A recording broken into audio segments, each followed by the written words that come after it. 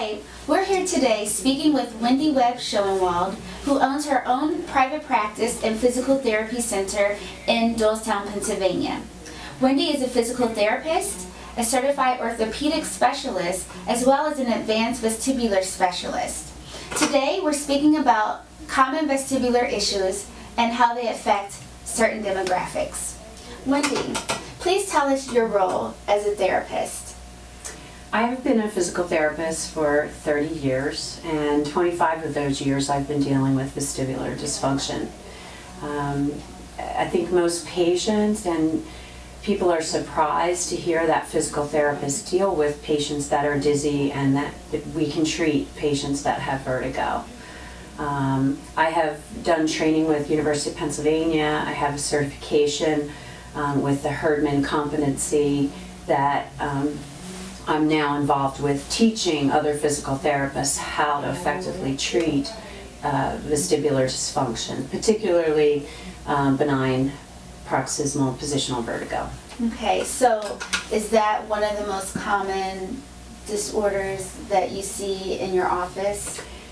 It's very common, and we see many different disorders related to that, but that is probably the most common. So can you describe to our audience some of the symptoms and how it's diagnosed and what causes it? So some of the symptoms include vertigo that commonly occurs when people get up in the morning and roll over in bed. Sometimes it can be when they look up to a shelf or bend over to pick something up and they get an attack of vertigo. The other symptoms that are commonly associated with that can be nausea, in severe cases vomiting, feeling off balance, and sometimes patients get headaches from these events too. So in the elderly population, it can cause them to have disequilibrium, and so that can make them at risk for fall. So it's important to be addressed in that aspect of things. In terms of the mechanisms, before I get into treatment, it's important to understand what's happening in positional vertigo. So in the inner ear, there are semicircular canals, and these canals sense rotation. They're like our tilt-a-whirl sensors. But in the middle part here, this is the neural center of the inner ear. There are crystals that should be there. They're attached to otolith organs and they sense acceleration. For some reason, the crystals sometimes get displaced and they end up in these tilt-a-whirl sensors, and that's what gives you that sense of vertigo and just knocks your system for a loop. So the crystals are displaced, and it's our job to put them back into where they are so the vertigo and your balance systems can work together better, again, without the interference that's created by this. Commonly, when we are trying to diagnose positional vertigo, we're trying to figure out which of the three canals is involved. The most common canal is the posterior canal, and the diagnostic test for that is called a Halpite-Dix test. And it's a test where we lay the patient down on the bed and turn their head to the right or the left. And as we lay them back, we tilt the canals, and that can sometimes trigger what we call nystagmus. Nystagmus is an eye movement that has a pattern that aligns with each of the different canals. So if it's posterior canal, the eyes move in an upward and torsional direction. And when that happens, that's why the patient perceives that the room is spinning, or that's what they have as vertigo. So they lay down in bed and the crystals shift, causing the abnormal eye movement, and then they feel sick or nauseous, or they see the room spinning. Okay, so based upon the direction of the eye, you can determine the type of vestibular issue that the patient has. Right. So we look at the nystagmus pattern, and then we also are looking at the position. And certainly before we do that part of the exam, we initially are looking at their eye movements and natural neurologic exam, and then a balance exam too, to see how their balance is affected by this. And so initially the treatment then, once we have a diagnosis, is a very mechanical thing. It's called an Epley maneuver. We call it a canal of 3 positioning maneuver. There's a couple names for it. And in this process, we lay someone down into the treatment position and roll them in a pattern of 4 different movements for the posterior canal to slide the crystals back into the area where they're supposed to be. And it's a pretty amazing process that you can lay someone down, move them around on a table in a very specific pattern, sit them up, and their symptoms are gone. Okay. So it's in therapy world, like a lot of times when we treat patients, it's 6 weeks before they're better. It's not a very quick thing, but this, you know, is very effective and very quick. There's no drugs involved. You know, we try to make it as tolerant as possible for the patient. I know a lot of times patients have, you know, they don't feel good when they have vertigo, and the doctors will say, well, you can go get this maneuver, but you might feel worse before you feel better, so they don't want to come. But we are very effective at properly positioning them and moving them, so we keep it as minimal symptoms as we can to effectively treat it. Positional vertigo is very common. 85% of adults over 65 years of age have incidences of BPPV. Okay. And commonly in my office, I'll see someone 1 year. Within the next 1 to 2 years, frequently they get another event of positional vertigo. When elderly fall, I generally check for positional vertigo. Did they have vertigo and that triggered the fall? Or did they fall, and as they fell, the trauma of the fall triggered more vertigo and puts them more at risk? So it is something in all of my elderly patients that I am generally checking for, because we're doing the best we can to reduce all fall risk. So what you would say that the demographic primarily affected by this, particularly in your office, are the elderly? Probably a greater percentage is, you know, 50 and older, Okay. but we do see young people too. And that's the other population that migraine can sometimes, we call it a vestibular migraine. So we think of migraine as headaches only, but you can have a migraine that affects the vestibular system and it can trigger BPPV. So that is a younger population, say 30 to 50. Population, and that tends to be more in women, which is a pattern with migraine.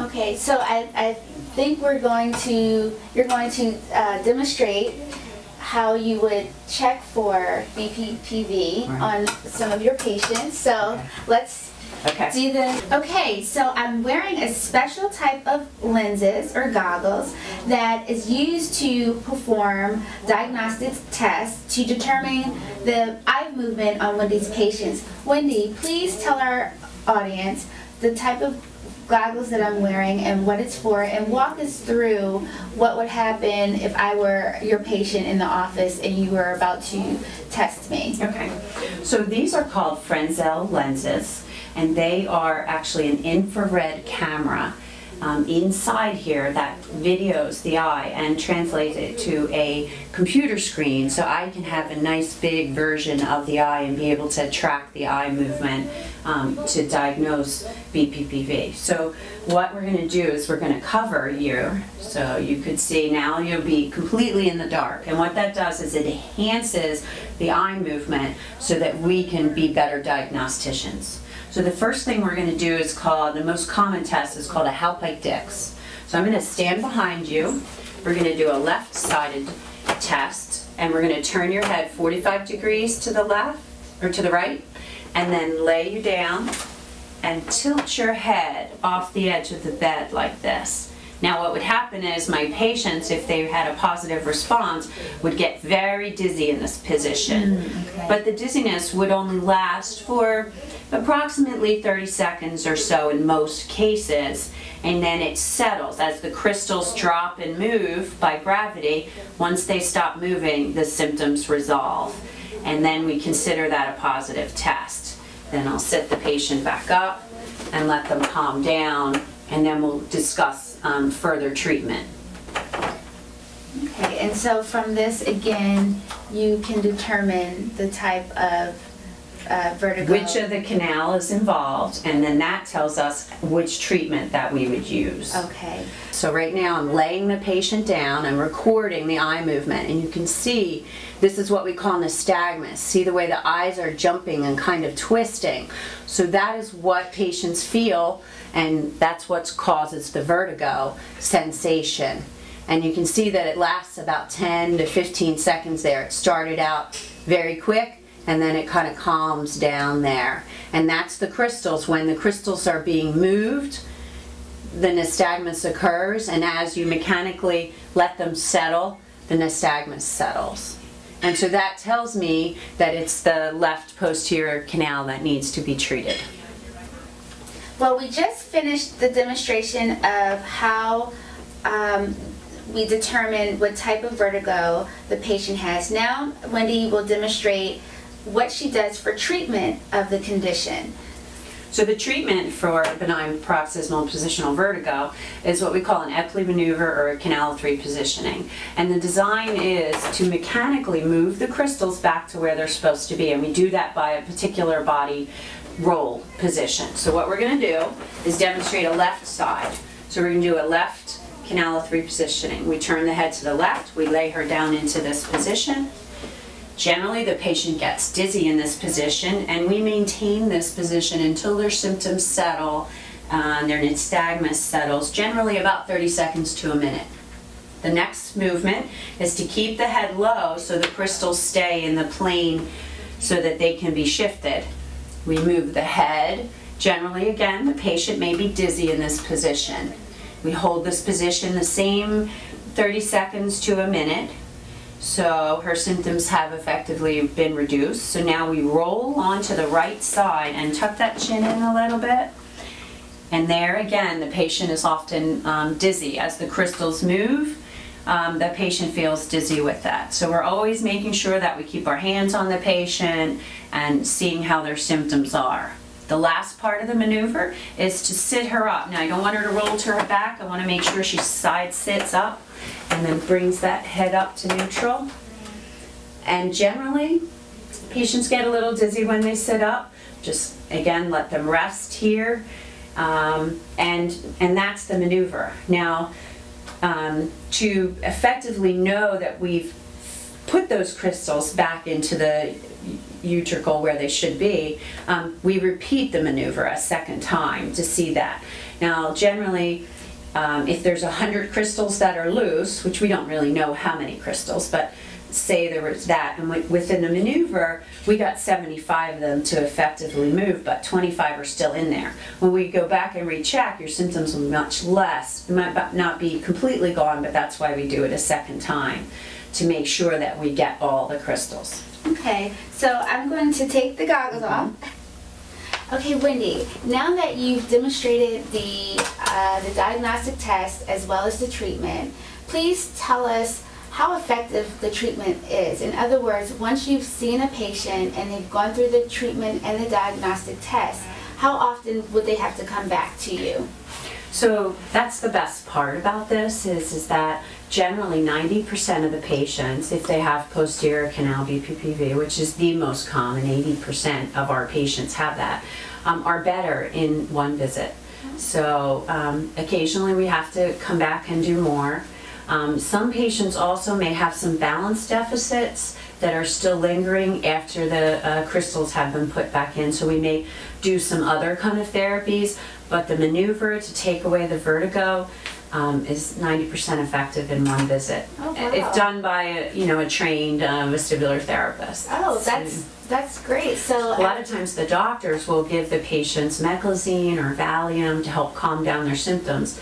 And that just settles things, but it doesn't fix things. Whereas this is, you know, no drugs, very mechanical, and it fixes it. So you mentioned that the doctor, a primary care physician, would normally prescribe a medication, but you being a physical therapist, you actually get to the root cause and the treatment versus just taking a medication to clear up the symptoms of vertigo. Exactly. Okay. So what are the risk factors of having BPPV? Well, I think for the elderly, the risk is that they are more likely to fall if they have BPPV, and we all know that when you fall, you hurt something, and that leads to other problems. And I think that the other thing is that when patients are dizzy, they don't want to go places, and they kind of stay in their little world. So the less active people are, the more risks that go along with that too. So it's very important to help them get better as quickly as possible to just reduce that fall risk.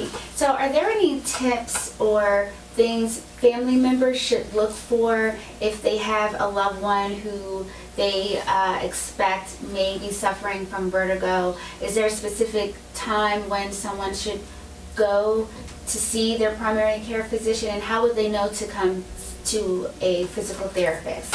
So I like patients to get in as quickly as possible to reduce any possibility of risk. So if the family member knows that they have vertigo, or if they're having dizzy symptoms, it's important to get to the primary care physician just to make sure that there's nothing else going on. And then the physician can directly refer that patient to a physical therapist. Often, you know, if you feel like you know what's going on, to talk to the physician about a physical therapist referral, particularly vestibular therapist referral, you know, is effective. Sometimes the doctors will give meclizine or Valium to just calm down the symptoms, but that doesn't effectively treat, that just calms them down. And so it is important to keep that patient mobile and active, especially an aging parent, because the less active they are, the other health concerns and the more balance problems that they develop. Okay, well, thank you for sharing with us today and sharing with our audience about vestibular issues, and the most common one, BPPV. So again, this is Wendy Webb Schoenwald. She is a physical therapist located in Doylestown, Pennsylvania, and she's been in the business for 30 years. Thank you very much for having me. I think it's really important to let people know about this, because it is something that can very effectively be treated and people can go along with their lives. Thank you. You're welcome.